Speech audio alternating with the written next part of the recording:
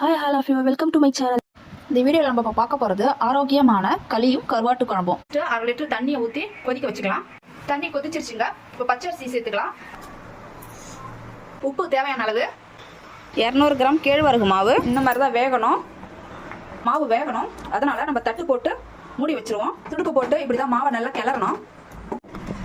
Stove off பண்ணி எடுத்துட்டு நம்ம பாத்திரத்தை தனியாக வச்சு இந்த மாதிரி கிளறி கொடுத்து உருண்டை பிடிக்கணும். இந்த மாதிரி நம்ம களியை உருண்டையாக பிடிச்சி எடுத்துக்கலாம். களிக்கு காம்பினேஷனாக நம்ம கருவாட்டு குழம்பு எப்படி செய்யுதுன்னு பார்க்கலாம்.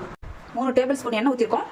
வடகம், பூண்டு, வெந்தயம் 1/4 ஸ்பூன், நறுக்கி வச்சிருந்த சின்ன வெங்காயம், பெருங்காயத்தூள், கருவேப்பிலை, களி சேர்த்துக்கலாம். உருளைக்கிழங்கு சேர்த்துக்கலாங்க. கத்திரிக்காய், இப்போ நம்ம வேக வச்ச மொச்சப்பயிரை சேர்த்துக்கலாம். மஞ்சள் தூள், மிளகாத்தூள். இது கொதிச்சு காய் கொஞ்சம் நேரம் வேகட்டுங்க.